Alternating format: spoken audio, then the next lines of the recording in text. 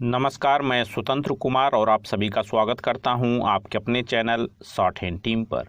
तो दोस्तों, आज के इस वीडियो में दैनिक जागरण के संपादकीय से 444 शब्दों के डिक्टेशन को हम लोग लेने वाले हैं।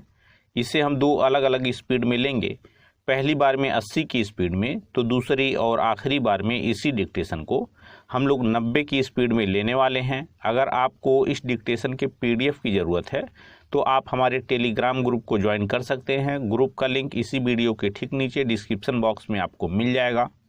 तो 80 की स्पीड में आपका डिक्टेशन स्टार्ट होगा 5 सेकंड के बाद। तब तक के लिए आप रेडी रहें।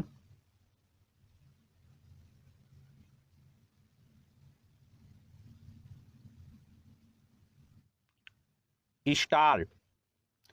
कुलगाम में हिंदू अध्यापिका रजनी बाला की हत्या यही बताती है कि कश्मीर में सक्रिय आतंकी गैर मुस्लिमों को खास तौर पर निशाना बनाने पर आमादा हैं।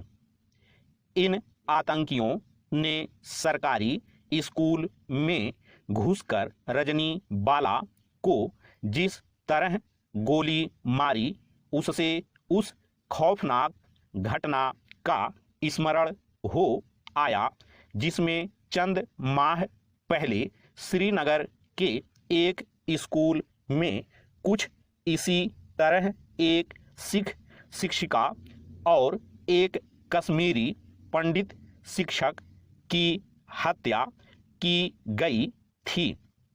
इन दोनों को उनके पहचान पत्र देखकर गोली मारी गई थी।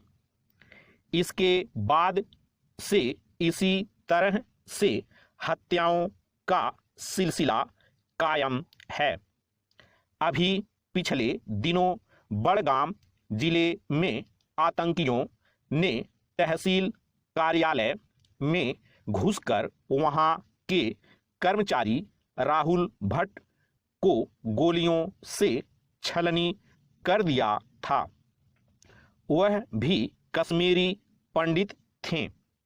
यह ठीक है कि पुलिस और सुरक्षा बलों के जवान इस तरह की टारगेट किलिंग करने वाले आतंकियों को कुछ ही दिनों के अंदर ढेर कर देते हैं, लेकिन इससे घाटी में बचे खुचे कश्मीरी हिंदुओं की दहशत दूर नहीं होती, क्योंकि वे हर दिन अपने लोगों की हत्या के भयावह सिलसिले को देख रहे हैं। इससे उनका मनोबल तो गिरता ही है, कश्मीरी हिंदुओं की घाटी में वापसी की संभावनाएं भी स्याह होती हैं। पैरा। आतंकी केवल कश्मीरी हिंदुओं को ही भयाक्रांत नहीं कर रहे हैं, वे जब तब कश्मीर पुलिस के जवानों को भी निशाना बनाते हैं और उन्हें भी, जिन्हें पाकिस्तान परस्त तत्वों के हिसाब से चलना स्वीकार नहीं। वास्तव में आतंकी कश्मीरी हिंदुओं के साथ घाटी के हर उस व्यक्ति को खौफजदा करना चाहते हैं जो राष्ट्र की मुख्य धारा से जुड़ने के लिए तैयार है। इसमें कोई संदेह नहीं कि यह सब पाकिस्तान के इशारे पर हो रहा है। वहाँ सरकार भले ही बदल गई हो, लेकिन भारत के प्रति रवैये में कोई बदलाव नहीं आया। यह एक विडंबना ही है कि जब पाकिस्तान कश्मीर को अस्थिर अशांत करने से बाज नहीं आ रहा है, तब भारत उससे सिंधु जल संधि पर बात कर रहा है। क्या यह उचित नहीं कि पाकिस्तान की नापाक हरकतों को देखते हुए भारत इस संधि पर नए सिरे से विचार करे? यदि पाकिस्तान को कश्मीरियों के हितों की इतनी ही चिंता है तो फिर वह अपने अवैध कब्जे वाले कश्मीर के लोगों का दमन क्यों कर रहा है?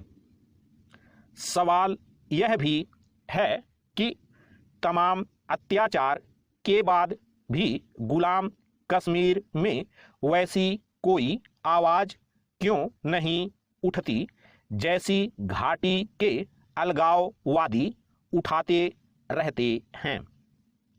यह एक सच है कि कश्मीर में अलगाववाद और आतंकवाद को खाद पानी देने का काम पाकिस्तान के साथ खुद घाटी के भी कुछ लोग कर रहे हैं और इनमें राजनीतिक दलों के नेता भी शामिल हैं।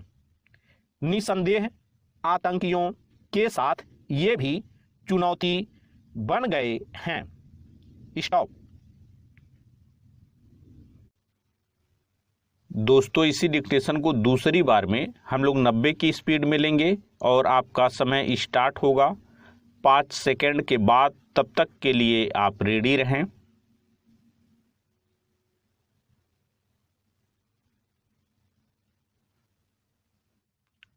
स्टार्ट। कुलगाम में हिंदू अध्यापिका रजनी बाला की हत्या यही बताती है कि कश्मीर में सक्रिय आतंकी गैर मुस्लिमों को खास तौर पर निशाना बनाने पर आमादा हैं। इन आतंकियों ने सरकारी स्कूल में घुसकर रजनी बाला को जिस तरह गोली मारी उससे उस खौफनाक घटना का स्मरण हो आया जिसमें चंद माह पहले श्रीनगर के एक स्कूल में कुछ इसी तरह एक सिख शिक्षिका और एक कश्मीरी पंडित शिक्षक की हत्या की गई थी। इन दोनों को उनके पहचान पत्र देखकर गोली मारी गई थी। इसके बाद से इसी तरह से हत्याओं का सिलसिला कायम है।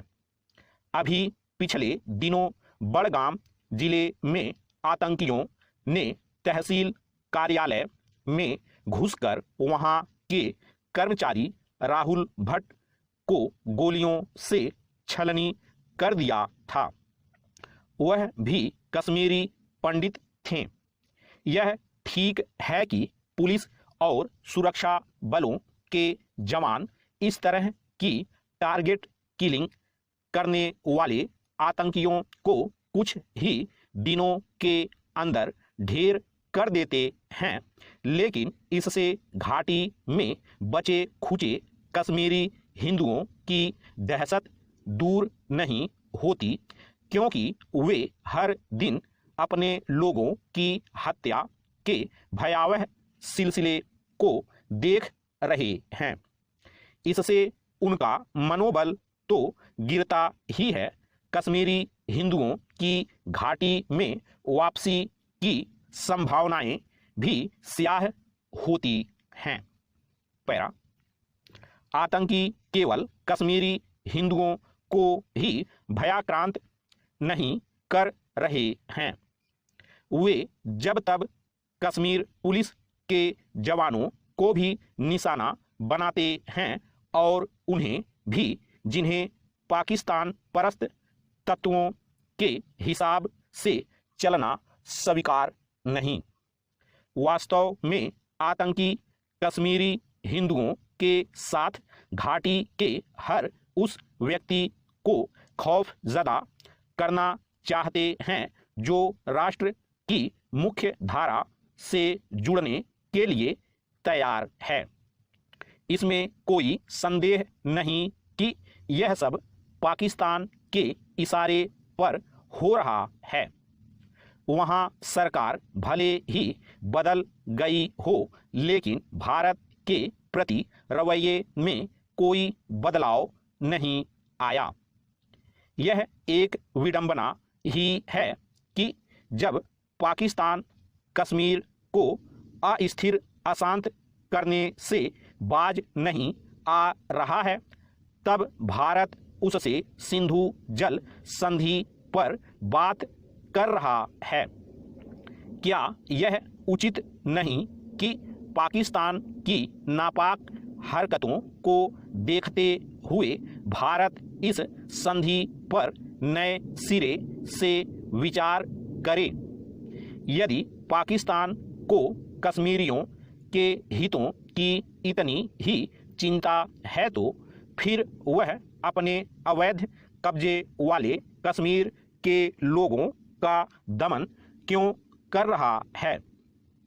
सवाल यह भी है कि तमाम अत्याचार के बाद भी गुलाम कश्मीर में वैसी कोई आवाज़ क्यों नहीं उठती जैसी घाटी के अलगाववादी उठाते रहते हैं।